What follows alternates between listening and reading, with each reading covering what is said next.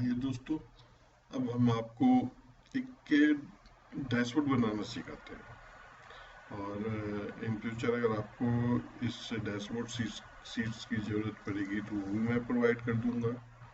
ये डैशबोर्ड देखते हैं, एक सिंपल डैशबोर्ड है। धीरे धीरे मैं बहुत सारी डैशबोर्ड अपलोड करूंगा, बहुत सारी कैलकुलेशन आपको दिखाऊंगा, उसमें अच्छे अच्छे डैशबोर्ड दिखाऊंगा। स्टार्टिंग में मैं लास्ट टाइम मैंने एक फनल भी डाला था, लेकिन मैं फनल अभी इसलिए नहीं बता पा रहा हूँ। उसका रीज़न ये है कि उसमें काफ़ी सारे फंक्शन लगे हुए हैं। पहले मैं सारी फंक्शन आपको बता दूं ताकि आप इजीली कैच कर सके हम जो भी बोल रहे हैं।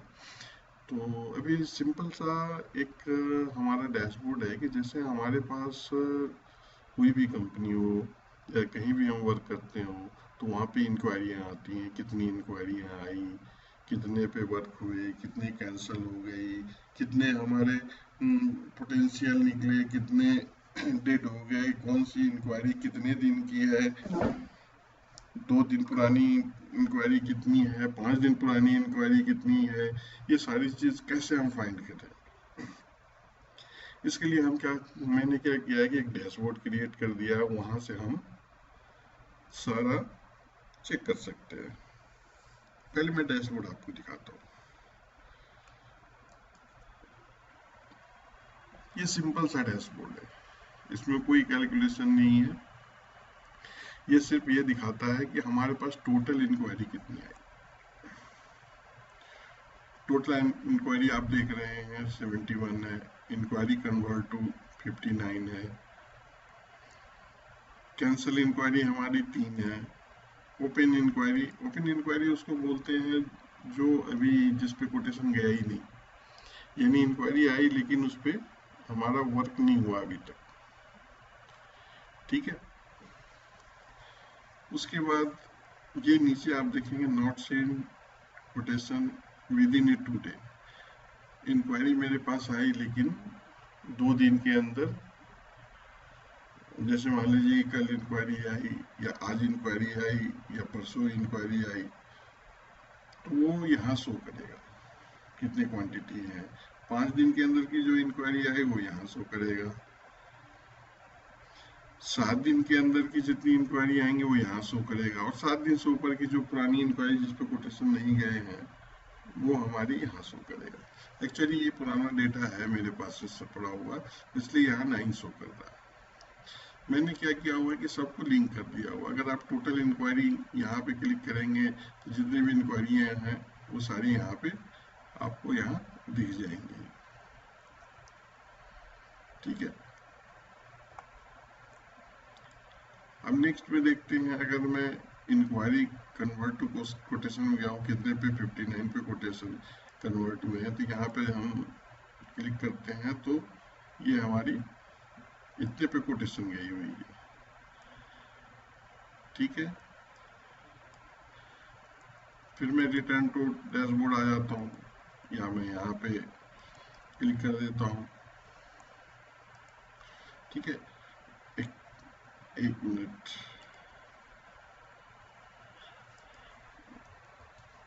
एक्चुअली ये डेटा मैंने काफ़ी पहले पुराना बनाया हुआ था, वो मैं दिखा रहा हूँ। और मैं इसको सही कर देता हूँ। Inquiry convert to quotation, quotation send में चले गए। रिटर्न टू डैशबोर्ड में हमने यहाँ हाइपर लिंक लगाया हुआ है, जिससे फिर हम वापस उस पेज पे आ जाते हैं।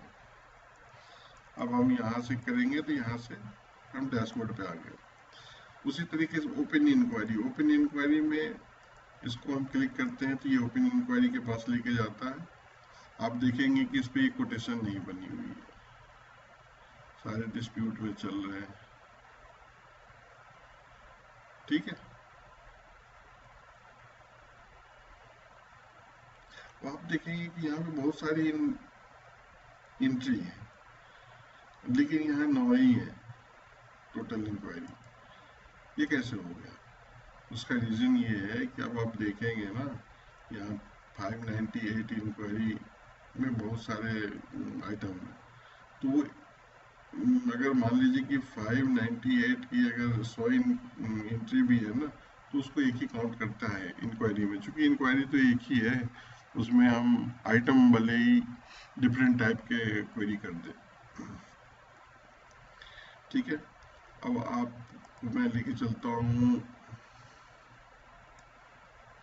एक मिनट, मैंने इसके चेंज नहीं किया था, वो मैं अभी हाथों हाथ ही कर दूँ।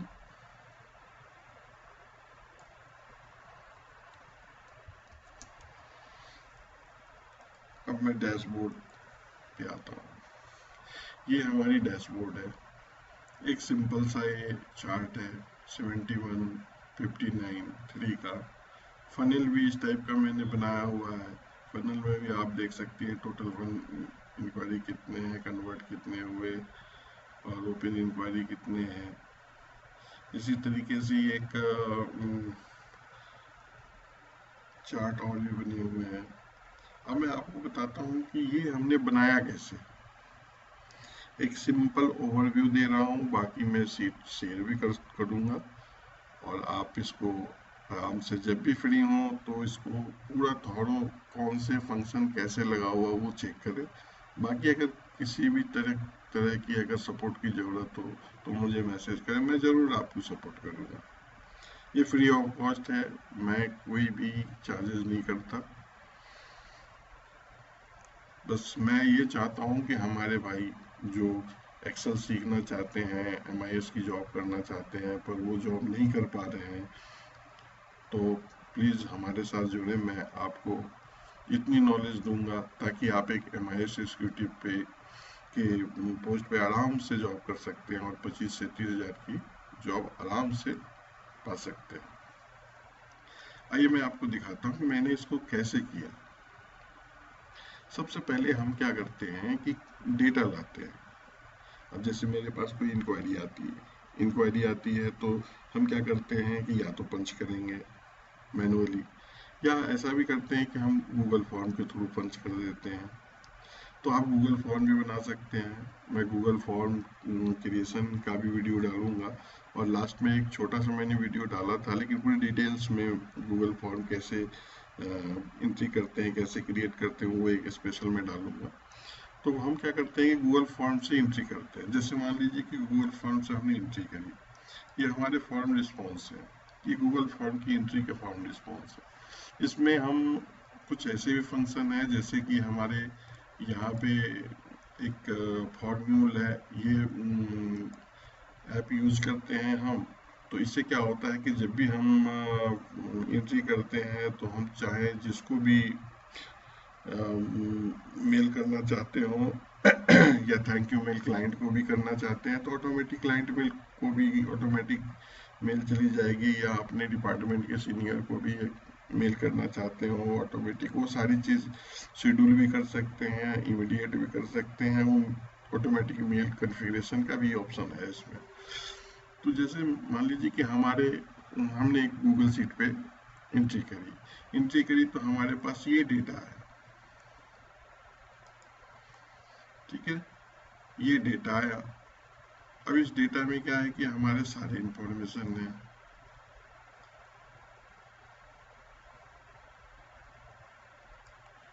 ठीक है। अब मैं आपको एक चीज और बताना चाहता हूँ।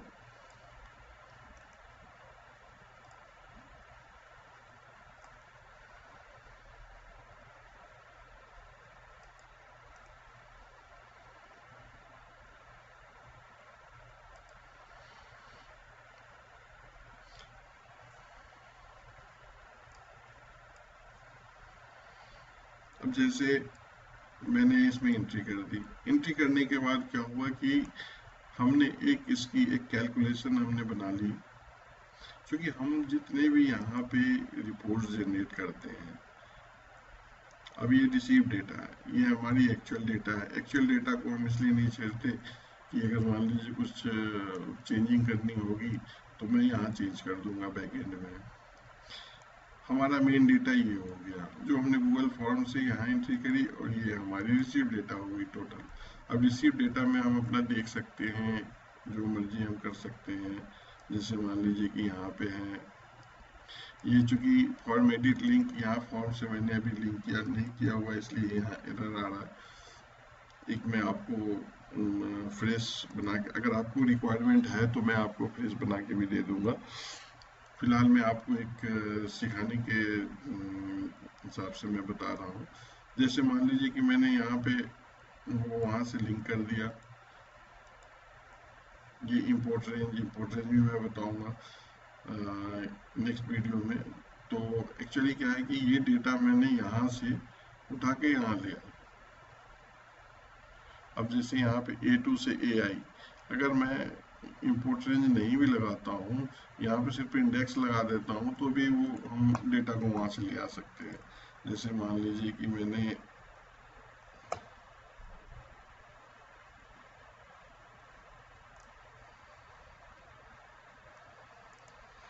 इक्वल टू इंडेक्स,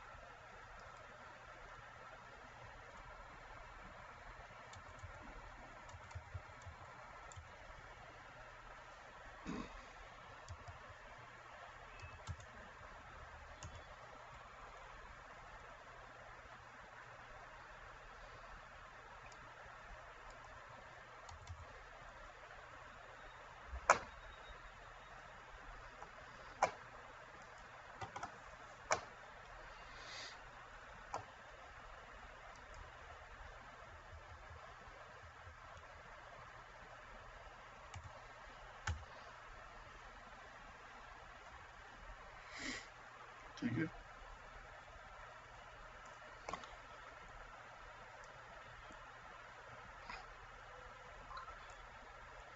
ये हमारा डेटा है। यहाँ से हमने उस डेटा को ले लिया है। यहाँ से हम फॉर्म एडिट लिंक भी है, लेकिन मैं एक्चुअली वो फॉर्म एडिट में, ये फॉर्म है हमारी जो भी परमिशन नहीं है, वो फॉर्म एडिट की लिंक भी वहाँ पे आ जाती है। ठीक है।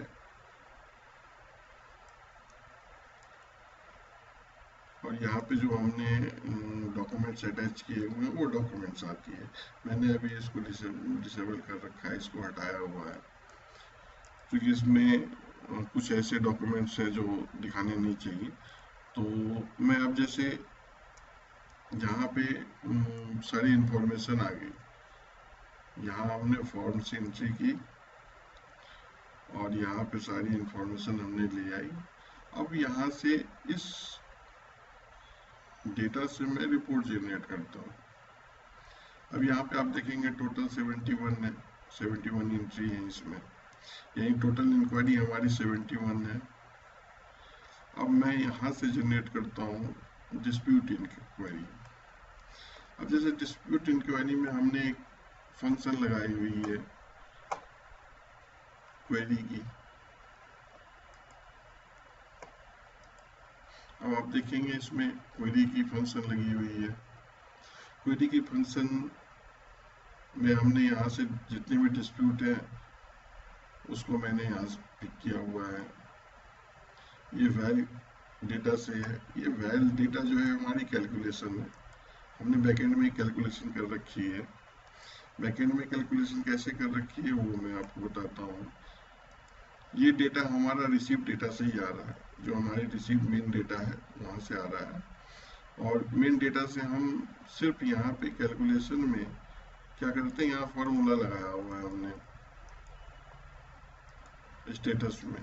आप देखेंगे सिंपल से ये फॉर्मूला लगा हुआ है।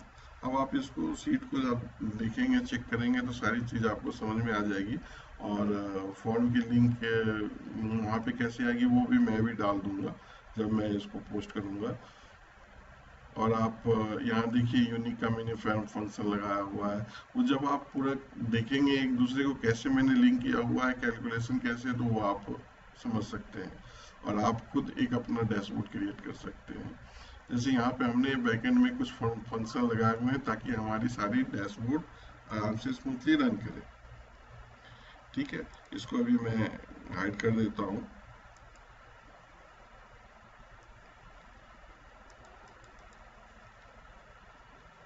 इसी तरीके से कोटेशन सेंट कोटेशन सेंट में भी हमने यहाँ पे फंक्शन लगाए हुए हैं।